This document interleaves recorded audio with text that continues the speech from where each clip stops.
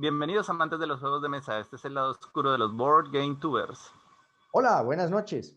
Hoy tenemos un capítulo súper especial con el inicio de los juegos de rol de Star Wars.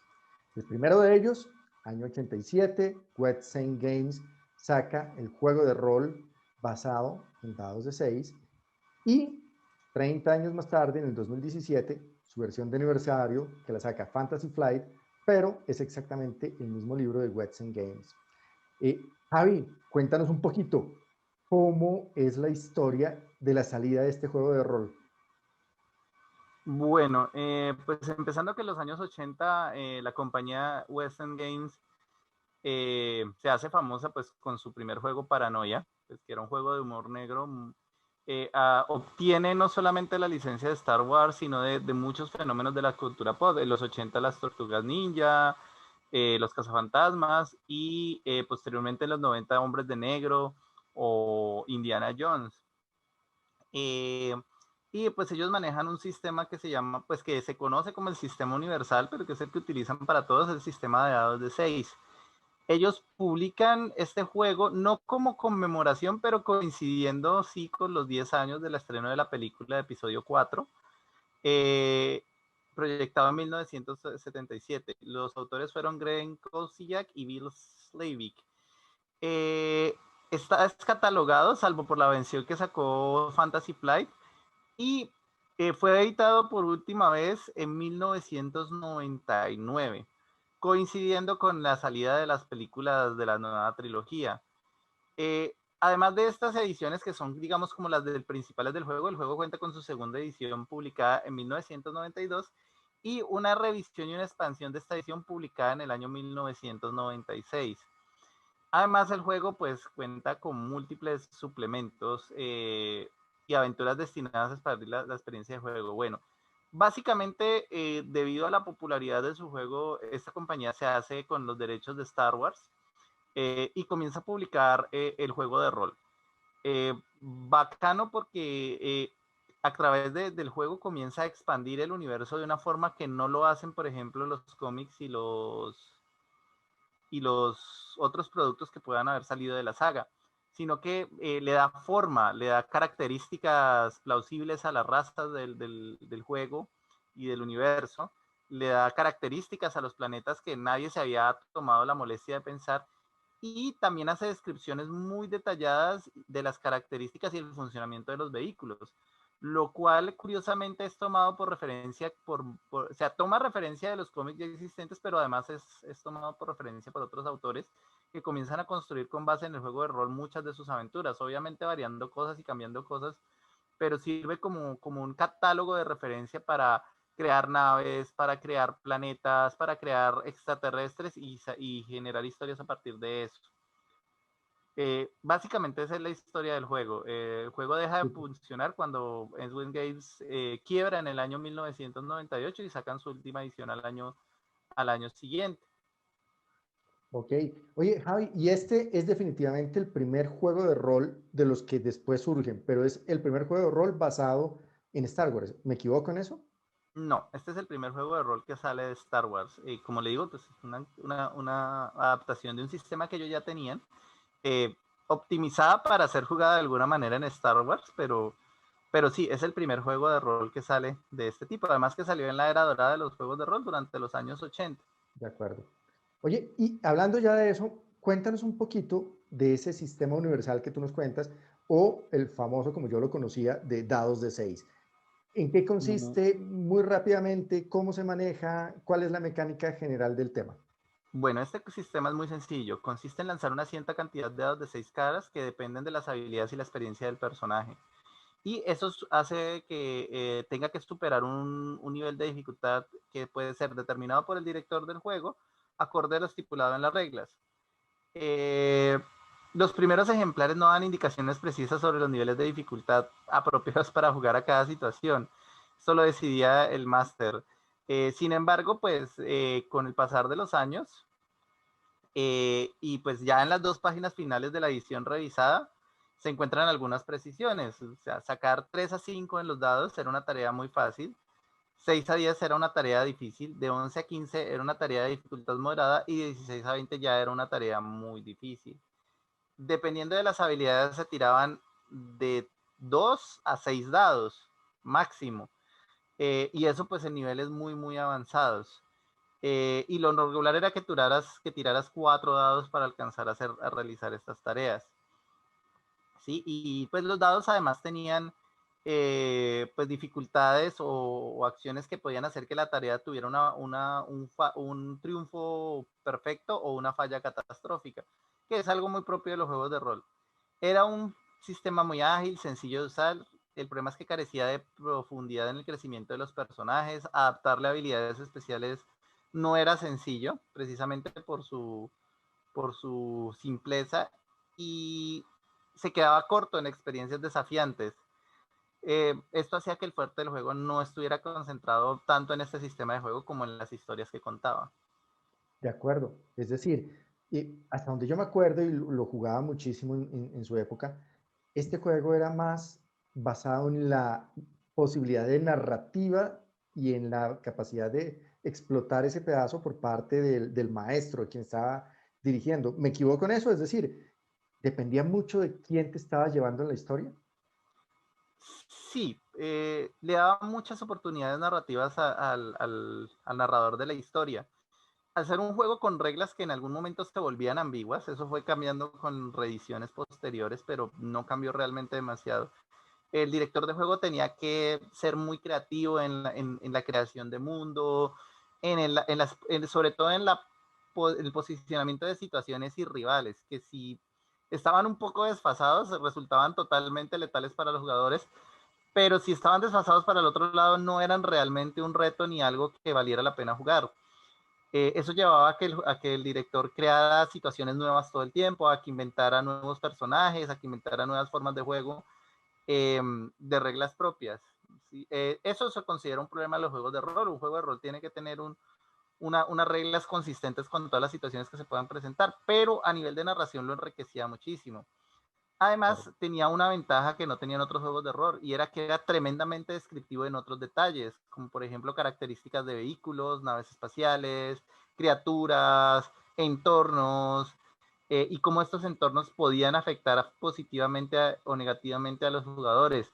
Se centraba mucho en temas sociales que en otros juegos de rol pues, son tratados como temas secundarios, al menos en ese tiempo, porque en ese tiempo los juegos estaban más centrados en la acción, y eso le daba trasfondo a la historia que el narrador podía utilizar precisamente para enriquecer ese modo de juego.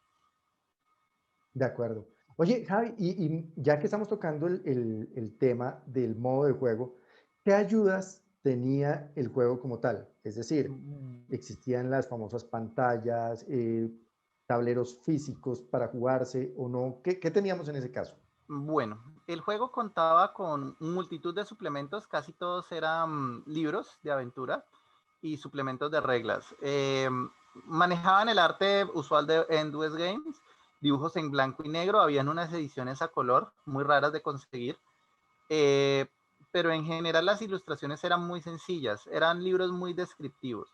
Pero la compañía alcanzó a lanzar merchandising particular, pantallas de juego especiales, ediciones de dados especiales salieron 2, y miniaturas de metal, muy cercanas a los juegos de Wargames, que tenías que montar y pintar, o utilizarlas en metálico, eso sí, muy limitadas, personajes muy específicos que salían en la película, y 5 o 6 personajes de juegos, que era que además el máximo de personajes que permitían algunos de los libros. No tenía mucha variedad en la posibilidad de creación de personajes. Y esto se reflejaba también en el merchandising que había. El merchandising tiene la característica que era muy buena calidad, pero también era un poquito más costoso del usual y era difícil acceder a él. De pronto no para un jugador de miniaturas que invierte tanto en miniaturas, pero para los jugadores de juegos de rol que en esa época eran más de lápiz, papel y libro, era un gasto importante que pues a veces no compensaba o no se podía conseguir. De acuerdo. Oye, Javi, pero yo te pediría un favor súper especial, es que te pongas tú en ese momento, en 1987, y compares el juego con los otros juegos de rol que existían en su momento. Cuando lo comparamos hoy, obviamente va a salir muy golpeado, porque los juegos han evolucionado y eso lo hemos hablado varias veces. Es decir, las mecánicas que existían en ese momento a hoy, pues obviamente va a estar en una situación muy desventajosa el juego como tal. Pero en su momento, ¿cómo salió comparado con los otros juegos de rol que existían? Tanto Dungeons and Dragons, el clásico, como el resto que tú nos acabas de contar, el de los cazafantasmas, el de las tortugas ninja. ¿Cómo estaba comparado en mecánica contra esos? Bueno, esto sin duda era el juego más popular de West End Games y uno de los que más suplementos trajo. Como era un juego fácil de jugar, pues atraía a muchos jugadores nuevos y a muchos jugadores sobre todo jóvenes. Los otros juegos de la época se caracterizaban por ser un derivado de los juegos de miniaturas, tenían muchos cálculos, muchos porcentajes y le daban poco importancia a la historia. La importancia de esos juegos estaba en calcular la acción lo más precisamente posible para emular algo de realismo. Todo el realismo que te puede dar una miniatura o un sistema de combate. Pero pues se volvían lentos, difíciles de calcular, y pues eso era bueno para los jugadores grandes, eso era algo, lo que estaban acostumbrados y lo que les gustaban, pero para los jugadores Okay. nuevos resultaba un problema.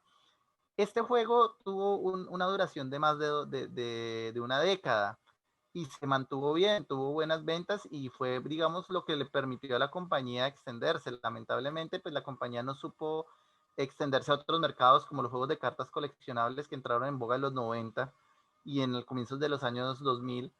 Y eso fue lo que llevó finalmente a su quiebra. Fue en ese momento cuando desisten de la licencia. Pero en general era un juego que permitía la entrada de muchos jugadores nuevos y ese fue realmente eh, parte esencial del éxito que tuvo durante el tiempo que pues de alguna manera reinó.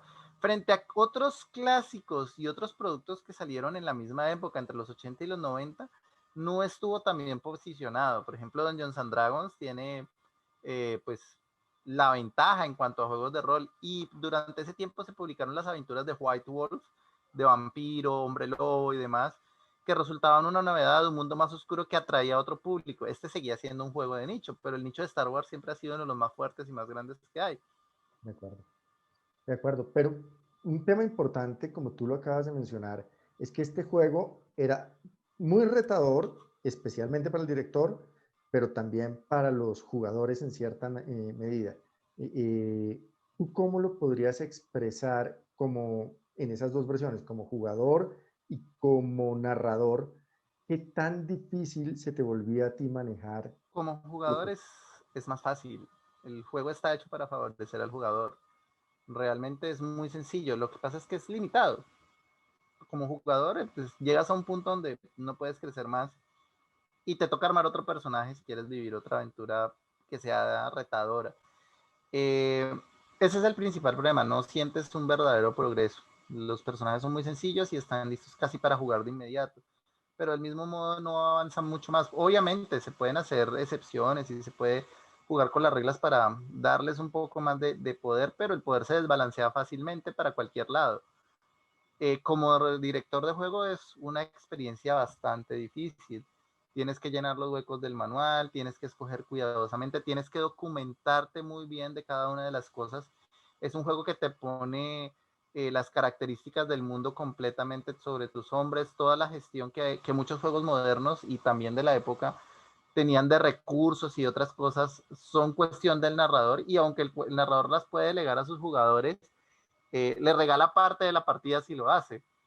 ¿Sí? El poder que los jugadores gestionen de forma tan libre en este juego en particular sus recursos los hace llegar a que fácilmente se desfase y la partida se devuelva pues, una conversación económica y no una partida de aventuras. De acuerdo. Entonces todo ese peso lo vuelve retador para el director de juego que tiene que estar en constante actualización, en constante búsqueda, en constante control del escenario y a veces descuidar a los jugadores. Sí, afortunadamente, como el sistema es tan ágil, en parte le compensa esto, pero sigue estando, es un juego que está para jugar más que para dirigir. De acuerdo. Sí, mucho más la experiencia para el jugador, como tú lo dices. Y te hago una pregunta es, ¿tú crees que si Western Games hubiera sobrevivido, hubiera podido mantenerse, a este juego de rol le hubiera pasado lo que hicieron con Dungeons and Dragons de sacar una segunda edición, tercera edición, cuarta edición, haciendo las correcciones y mejorando el sistema? ¿O piensas que definitivamente el juego estaba condenado a morir, a salir y que surjan los nuevos juegos de rol que conocemos actualmente? Independiente, bueno, no, igual que pasó con el negocio de West Game, ellos no supieron adaptarse a los nuevos tiempos y el juego no era apto para los nuevos tiempos. El 2000 exigía mecánicas un poquito más profundas, pero igual de simples, y el sistema de 6 es muy, muy limitado. Habría que haberlo escrito nuevamente, que fue por lo que optaron opciones posteriores. Eh, pero no creo que un sistema de 6 hubiera sobrevivido. Por algo no se siguió utilizando en otros De juegos. acuerdo. Sí, en este momento un juego con esas características incluso sirve para introducir jugadores nuevos, pero sería un juego que los aburriría rápidamente. Pues, ahorita los jugadores consumen las historias más rápido, quieren subir de nivel más rápido. Este es un juego de una progresión un poquito más lenta. Eh, quieren tener los poderes ya en este juego. Eres una persona común y corriente y se siente. Eso no es malo, pero por ejemplo el conocimiento de los Jedi y de la fuerza no era tan extenso para esas épocas, no era algo que se había puesto de moda y era más bien un misterio, y esas son cosas que ahorita los jugadores quieren explorar. Eh, Obviamente la metatrama se había expandido con la información que hay ahora, pero adaptar poderes de la fuerza a un sistema tan simple resultaba muy desbalanceado, muy complicado, y habría que haber reescrito completamente el libro solamente para adaptar un aspecto fundamental ahorita en Star Wars como es la fuerza. Bueno, acabas de tocar un tema importante y es qué tanto está reflejado todo el universo de Star Wars en el juego como tal y el pedazo que tú acabas de tocar de la fuerza como tal. Es decir, qué también refleja el juego este tema de la fuerza que es tan importante pues en las películas. En el juego la fuerza se toca como un factor místico. Hay situaciones en las que se puede usar y demás, pero son más anecdóticas que de juego. ¿Sí? Más anecdóticas que mecánicas sería la acotación correcta. Realmente el universo de Star Wars está perfectamente representado en este juego hasta la época en que salió, 1999. De hecho, como te digo, el juego ayudó a dar forma a lo que se conoce como el universo expandido. Muchas de las referencias que utilizaron autores, incluso autores muy aclamados por el público de Star Wars en esa época, como Timothy Zahn, provienen directamente del juego. Y sin el juego no hubiera habido una unificación desde ese aspecto, sino que el universo de Star Wars sería más caótico y menos plausible, porque las referencias en cuanto a los entornos de los planetas, los nombres de los lugares, las características de las razas, muchas veces fueron tomadas directamente de aquí y se expandieron a ese universo, son los puntos comunes. ¿Sí? Ok, Entonces, hasta esa época es un referente muy claro. Pero en el momento en que la fuerza se expande, en la que nos presentan una vieja república, en la cual los Jedis son algo fundamental, en la cual el uso de la fuerza es algo no cotidiano, pero sí visible, pues esta historia deja no de existir, pero se convierte en un referente secundario. Y pues ahorita que Disney ha hecho un reboot completo, muchas de estas referencias se pierden por las referencias que mismo Disney está construyendo. Obviamente hay algunas que se conservan, pero por ejemplo, el juego fue la primera fuente que nos explicó la carrera de Kessel, que era una carrera entre, no, es que se medía en parsecs, no porque no se midiera en tiempo, sino porque se medía en la distancia en que podías descargar un buque de transporte y llevar el transporte al otro buque. Una explicación muy bonita, muy chévere, pero que hace mucho tiempo ya no es canónica o hace parte de las referencias que la gente conoce.